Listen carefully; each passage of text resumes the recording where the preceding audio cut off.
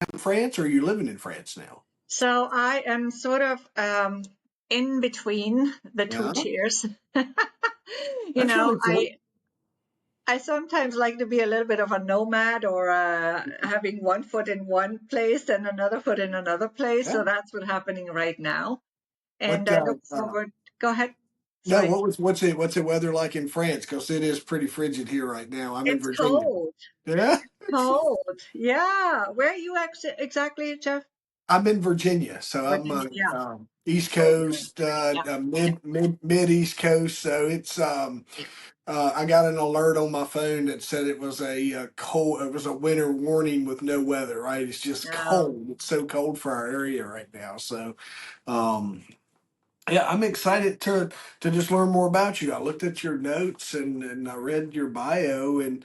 Um, Let me tell everyone who I'm talking to today. So today we're going to welcome Regina Huber. Did I say that right? Huber. Yes. Great. Yes. Yeah, Regina Huber to the podcast. Regina is the CEO of Transform Your Performance, a transformational leadership coach and a global speaker with a remarkable journey spanning 5 continents. After facing a life-altering business setback in Brazil, she built her life from scratch in New York City, turning adversity into a springboard for growth. Regina's mission is to empower bold, heart centered leaders to thrive in uncertainty and lead with confidence. She's also the author of Living My Freaking Amazing Life. I can't wait to hear more about that, and the host of the Rise to Lead podcast. So, Regina, welcome to the show. I'm excited to get to know you, learn more about you, your books, and all the things. So, I'm glad you're here with us today. Thank you so much, Jeff. I am so happy to be here with you as well. I was really looking forward to this conversation. I had watched some shows and also, of course, read the description. So it's Yes. It right up fits. my alley. Yes, right. It fits. And I try to tell everyone we just kind of go unscripted, try to keep Mhm. it as conversational. So if someone, the listeners, if they just walked up and was standing listening to two people talk, right? I try not to. I kind of pride myself on not meeting a stranger, right? So I enjoy good conversations and just seeing where they take us. But you're right. Just reading about you, learning more about you, and your story of resilience and reinvention. And you're going to have this pivotal moment that I'd love for you to share with us when you're looking to rebuild your life in New York because of this business setback that I want to know about that happened in Brazil. So kind of take me to from your setback Brazil. There's got to be some mindset shifts that is going to empower our audience and take us into New York. I think that's a great place to start. Yeah, and it was a huge new chapter for me because actually what I had done in Brazil is I had just moved up from Argentina. So as you can see, I've lived in several different countries and different continents, which I love. I you could say I'm probably one of the reinvention masters. Yeah. Although we never really reinvent ourselves, we just discover different sides of who we are or different expressions of who we are in different chapters of our lives. And I believe that we build on the previous chapters every single time, even though we don't always do everything consciously. So some of it is, of course, also a result of our subconscious programming.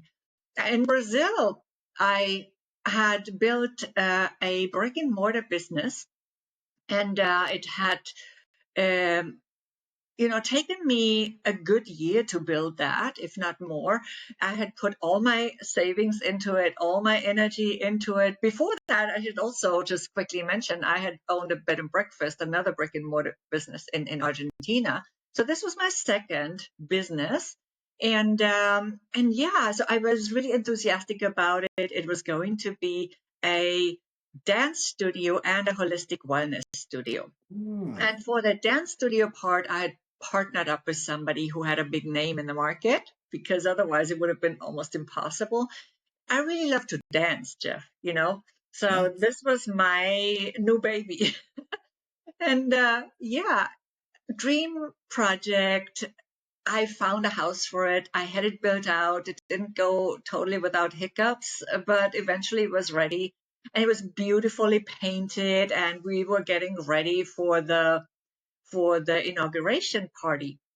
I even had a friend who she's a samba singer, and she was going to bring her band. It was going to be a huge, lovely event.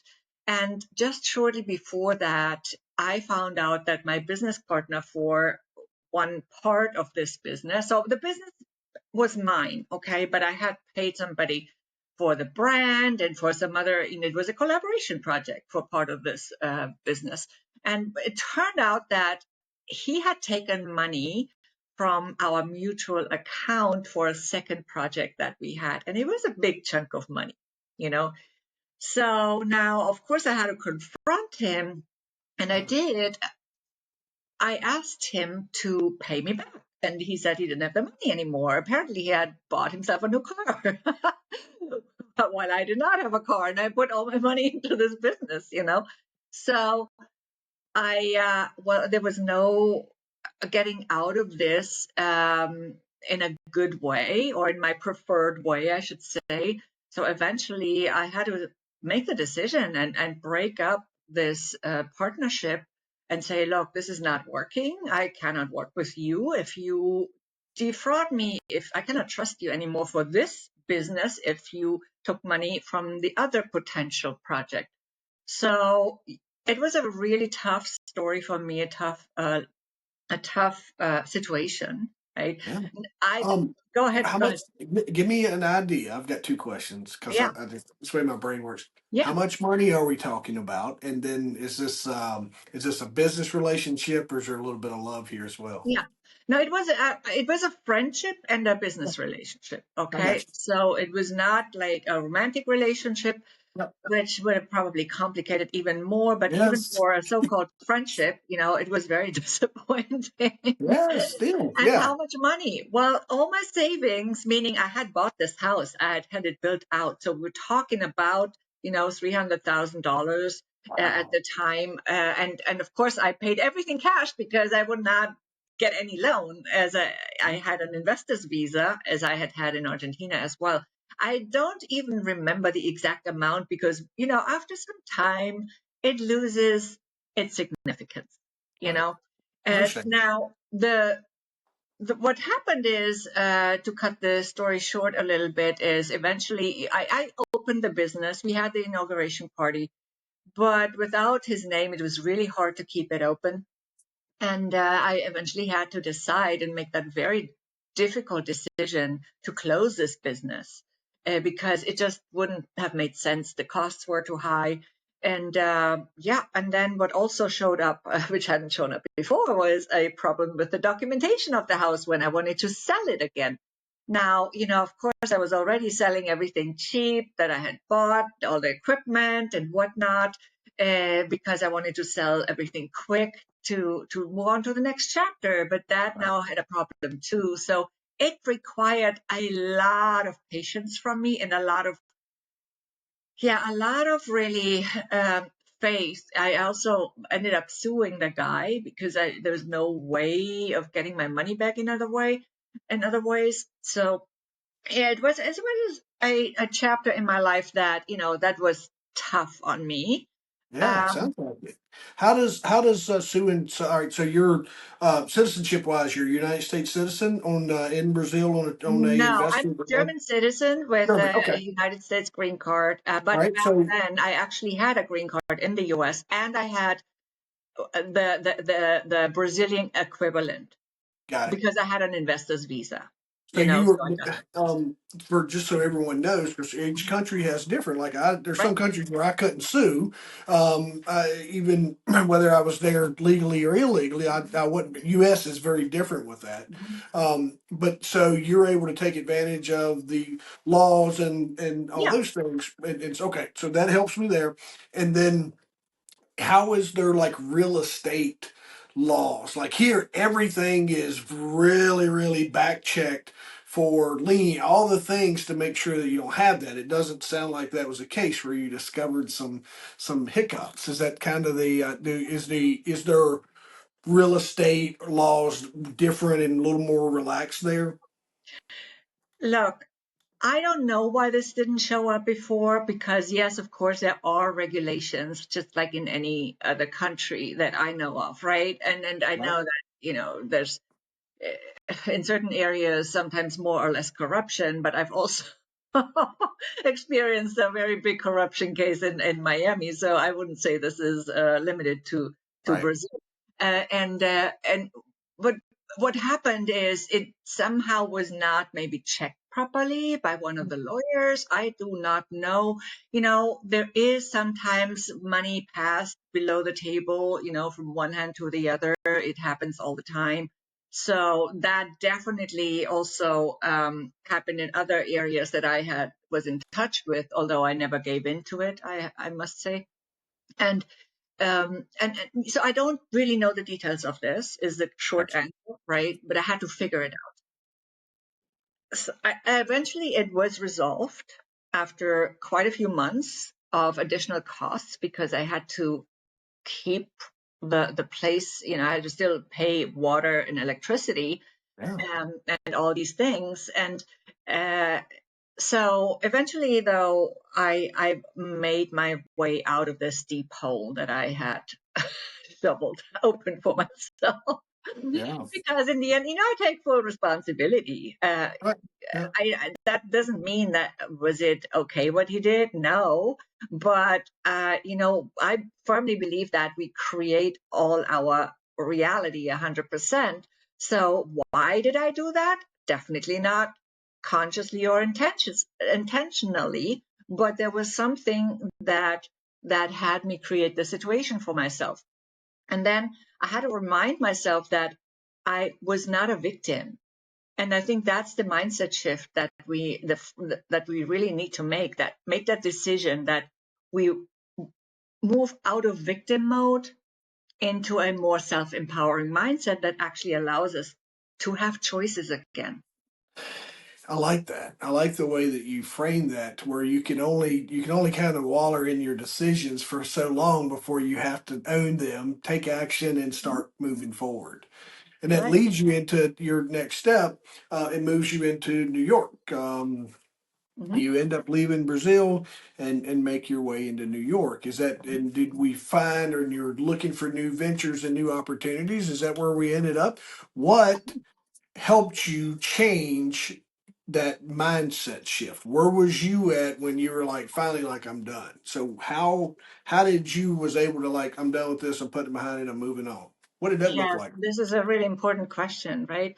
And it's maybe different for different people. For me, what helped me is that I had studied a lot of holistic methodologies, Yeah. and that had given me really great insights into how the mind works, especially the subconscious, and how our energy works.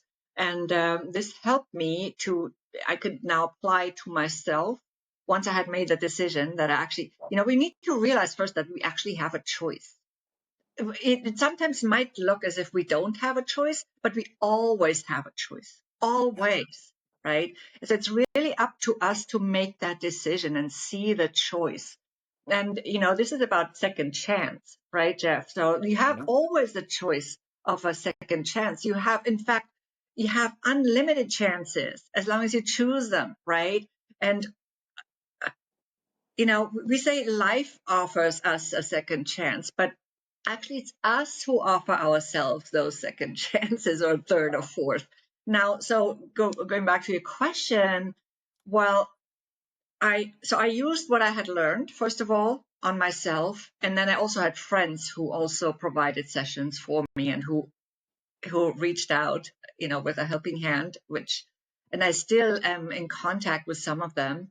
I just had a talk, a call the other day with one of them, my friend Sabrina, who who is no longer in Rio de Janeiro at this point. She moved to Sao Paulo, but we're still in contact, and we actually might want to do a project together this year. Yeah, cool. So, these friends are very, very important in those situations, right? It could be just one friend. It doesn't matter how many, but I think most people have that, at least one person.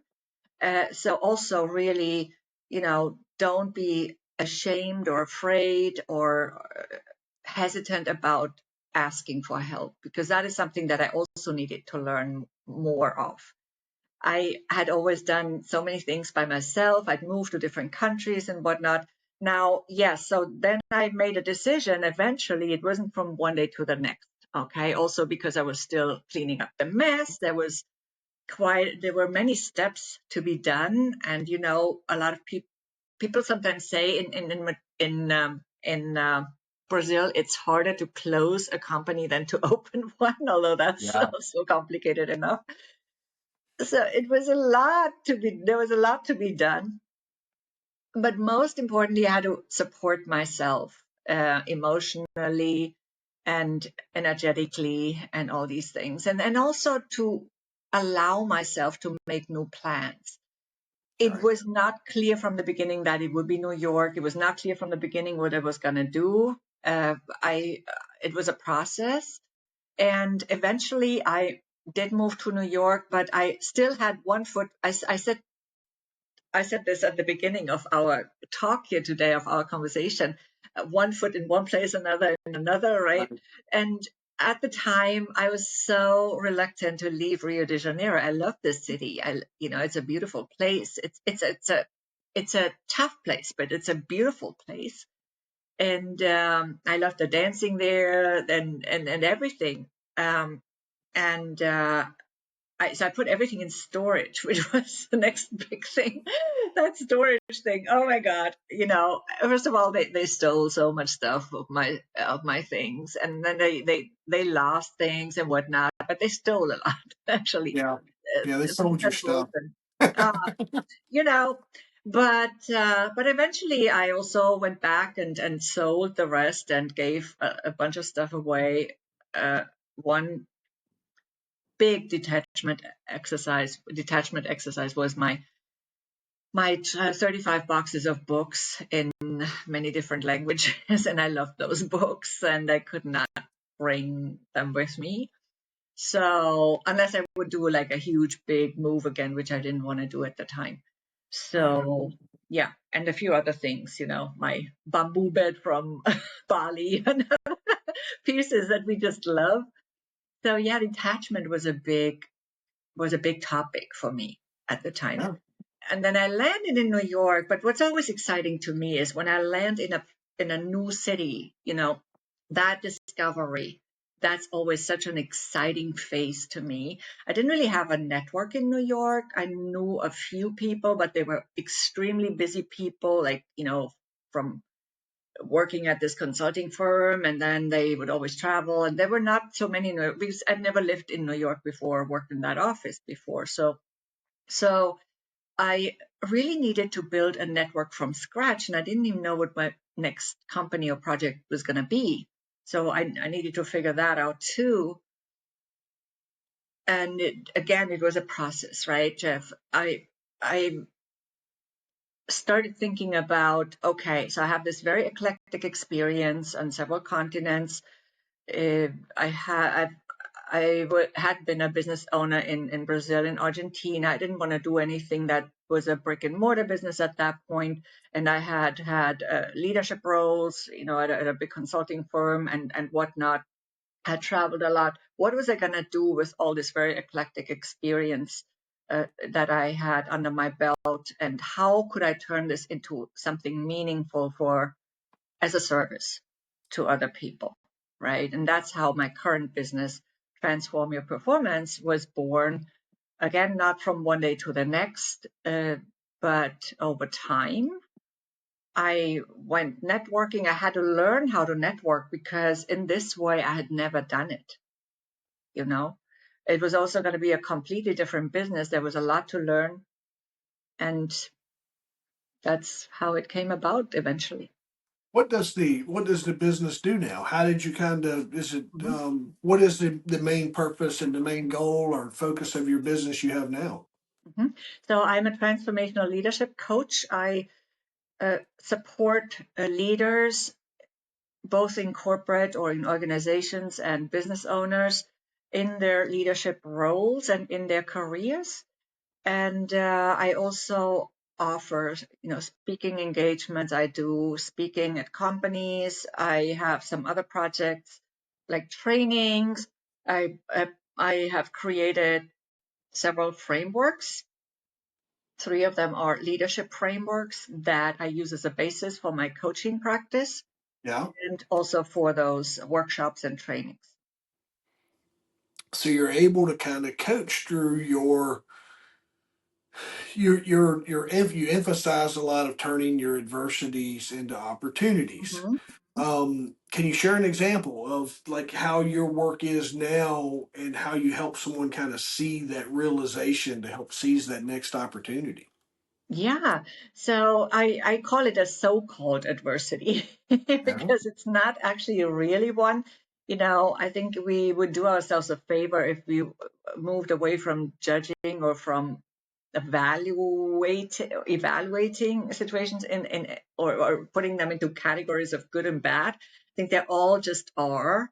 They are experiences that we have had and that we have created for ourselves and that we now can use as an opportunity or stay stuck. Again, it's a choice, right? Yeah. Um, and so if we do want to use it as an opportunity, then it's up to us to find that opportunity in that adversity. And any situation has an opportunity. So I also have started really calling my so-called enemies my allies. Yeah. They have helped me in that situation to have that experience and to, maybe I needed to learn a lesson, but maybe it was actually about something else. It's we always say, oh, we gain all this resilience. Yes, but do we really want more resilience through those experiences? I don't want more resilience. I already have enough. Yeah. I'm tough enough. Right? So I want to be able to really create more of what I want or what I would prefer. It's also one of the reasons why I added just recently a new methodology to my repertoire, which focuses a lot on this. It's for the very open-minded, I must say, because it does, require an open mind. But we can also work with other modalities, right? And one thing I do want to say is that uncertainty is not bad. Again, everything is uncertainty in life. So why would we dislike uncertainty so much if uncertainty could actually be your friend? Yeah. How do you coach people through understanding that though? Because that's such a most folks are afraid of the unknown and they thrive within what, or they think they thrive within their comfort zones, right? How do you how push them into those uncertain moments and find clarity there? Well, if those comfort zones were so comfortable, then people wouldn't talk about them so much. Yeah. I call it more like a convenience zone because once you become aware that you're in your comfort zone, usually you talk about it because you actually want to get out of it. It's not that comfortable and you just don't know how to, or you're afraid, right? But venturing into the unknown and embracing uncertainty can really, really open up possibilities that you would never have thought you had, that we might not even have dreamed of. And if you never take a risk, if you never venture out of that zone, which by the way, your unconscious might throw you out at some point anyway, and that it might actually be less comfortable than if you do it voluntarily, Yeah. right? Because your higher self or whatever your word for that is it will always challenge you in that way because your true self wants you to do what it came here to do, to say it in some way, right? So I believe that, there's opportunity, there's possibility in this uncertainty. And even if you decide to stay on the same lane in your same job or whatever it is that you maybe hate or whatever it is for you, then, or in the same relationship, right? Then you also don't know what's going to happen. You also don't know. Yeah. I mean, is there A lot of certainty at folks all? a lot of I was a lot of folks tend to worry about if they put themselves first and their Mhm. needs or their wishes, right? Especially in business, they're worried about how it's going to affect the others that are either employees or partners or what have you. And that leads into a lot of uncertainty. I was having some conversations this week around that about Mhm. just person was like, as soon as I start having this conversation, it's going to really affect friendships and affect negative. It's going to create some negative vibes around it. Um, same type stuff, right? Of just people are afraid of the uncertainty that's going to come with just having a simple conversation. How do you help? What is that kind of nudge, or do you have a superpower? Is the best thing for folks to do that are struggling with that is to reach out for Regina and get some help. Look, if you do not speak up about it, usually it turns into resentment. And who does that serve? Yeah.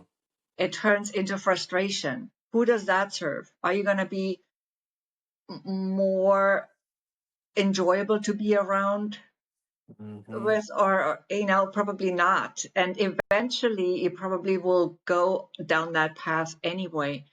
So I believe that everybody should put themselves in the center of their universe. We are already in the center of our universe. you know, because it's not about being careless. It's not that. It's actually not what that means. It means that you are here to do something that you came to do. Okay. Some call it a calling, some call it whatever. I don't know that I have a preferred word for it at all. Uh, but through that new methodology that I'm applying, I would probably just call it an experience. But what the gist of it is, like, you know, sometimes we try to save something that's unsavable. Yeah. And who benefits really? Anybody in the end? So if we're really honest with ourselves and also honest with the people around us, I think, that we actually do them a service when we're honest. And sometimes people are much more understanding than what we think. And if they're not, you know what? I mean, it's also, then they also need to deal with their own uh, emotions and their own attitude toward this. I'm not You're saying, absolutely yeah. right. Having the conversation is it's the hardest step, the Mhm. difficult conversation. I've coached myself through it. I coach other people through it, Mhm. but just that first step. But I also had told someone here recently, like if the first step to just the clarity or the solution is having the conversation. Yes, everybody might get pissed off, but guess what? They're going. There's. It's going to lead to where we need to be. You can't just Yeah. skip having a conversation. Yeah. And what if we change the language even? Why do we even call these difficult conversations? Yeah. We're making it more difficult for ourselves. Yep. That's What it. if Yeah. we could find a different word or just call it a conversation? And I think, because it also makes a difference in how we frame things for ourselves, right? So Yeah. if we already call it a difficult, now what's the attitude we're going to approach this conversation with? We already feel challenged. We already feel like, oh, this is going to be hard, right? And this doesn't mean we should downplay the impact that our actions have on other people. Not at all. It's actually being respectful toward them by telling them the truth, you know, and by being transparent. I value transparent conversation or communication. So what if we could even just call it that, transparent communication? It's just a thought. Yeah. That's good. That's a great way of putting it because we you use a negative word, you hit it right. I work in kind of some of that brain work, and have had the benefits of trying to find those positive words, right? And you never be like, "Hey, I'm getting ready to go in here and have this positive conversation, we always frame it as a difficult conversation. Some of the books you'll read is like overcoming difficult conversations or whatever, but you're spot on with why do we, we shouldn't just have the conversation. It don't have to be difficult. It's a conversation that needs to be had. Yeah, it's just a conversation. I don't even know if I would call it positive because I mean that Yeah, also depends on how everybody takes it. yeah, It's just about, it's just a conversation and we will have certain results from the conversation and then we take it from there. We also need to know, we need to get this um di- we need to figure out what the other person even thinks because we oftentimes think we know, but do we really know? yeah. A lot That's of what. times we don't. Sorry. No, you're. The other thing I was going to ask you, and you touched on it. I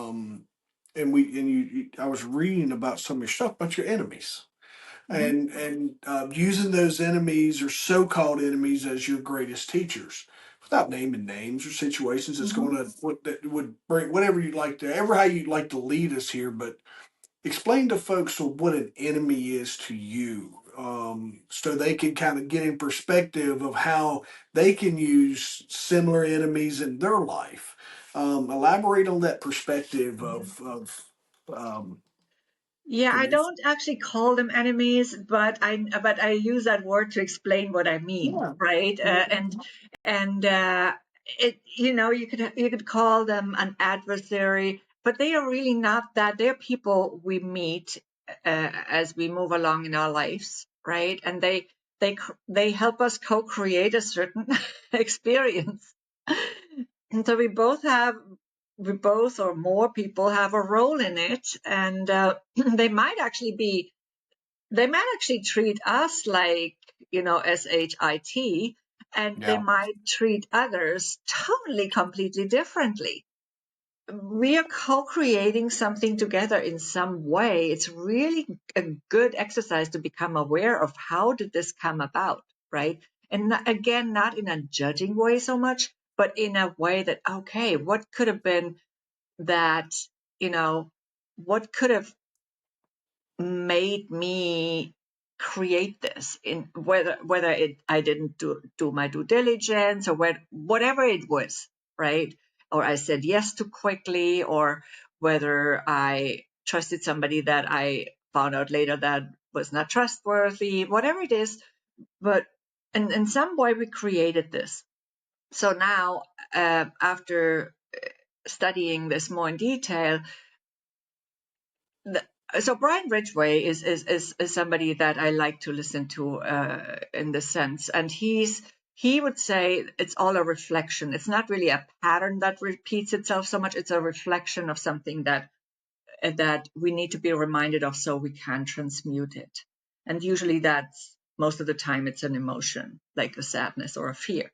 Now, I don't want to go too deep into this because it's a bit complex, but it we we we can somehow figure out a few details about why something actually happened if we just really take the time and don't only analyze the external circumstances, but our inner world. Right.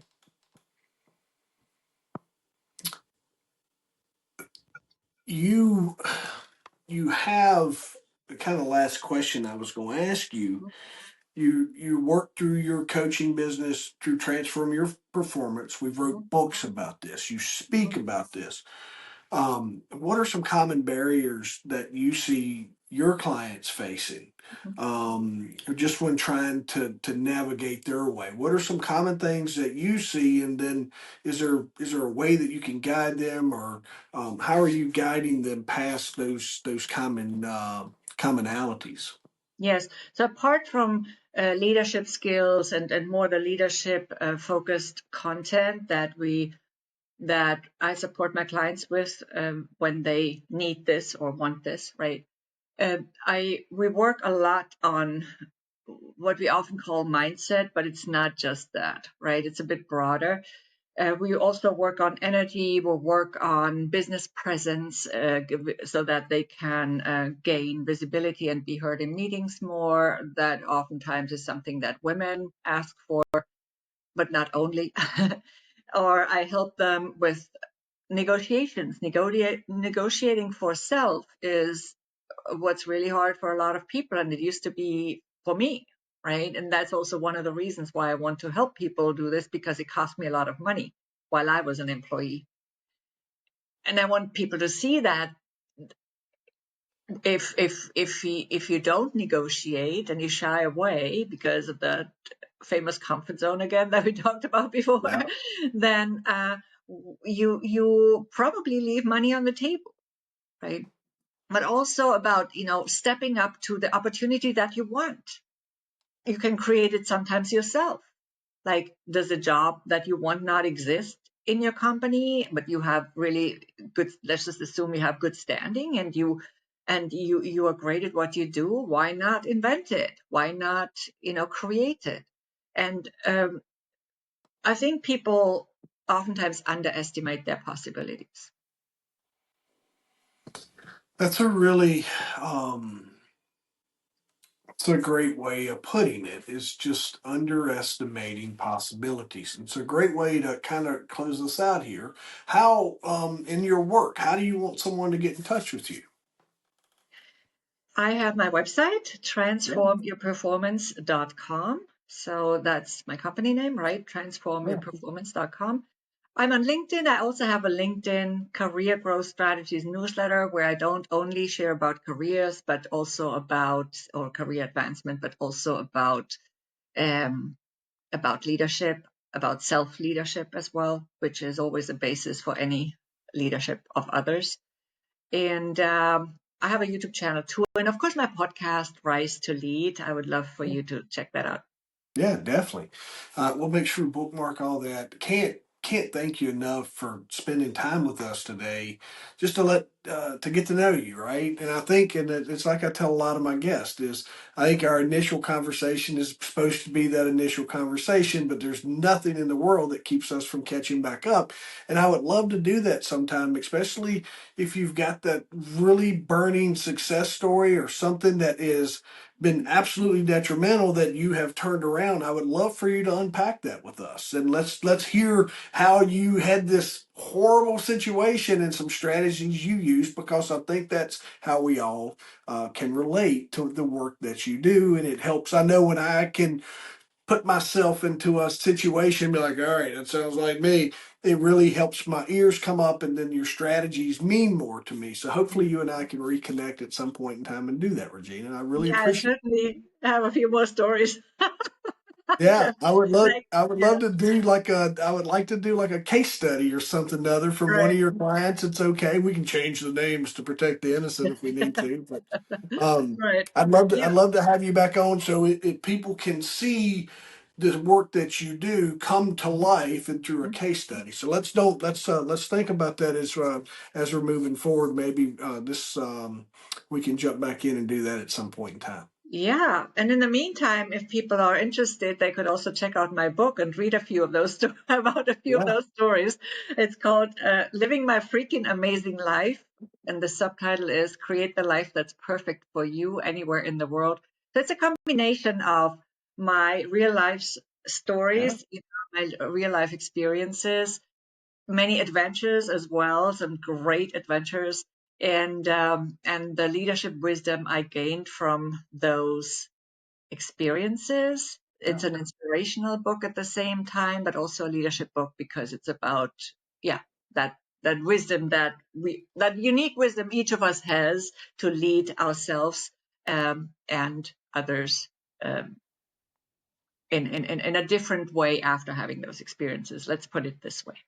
I think you've inspired me to read your book, and then I'll find a couple stories in there that I want to hear more about, and I'll reach out for you and get you back on here to help me unpack a couple of those. That's probably the best way for me to learn more about you, and then have the insight from my side that would really help us move the conversation. So. Thank you, Yeah, Regina. it sounds like a plan. Thank you Yeah, for appreciate. your interest. Yeah, Yeah, thanks so much for having me on and for having this conversation. It's been a yeah, pleasure. absolutely.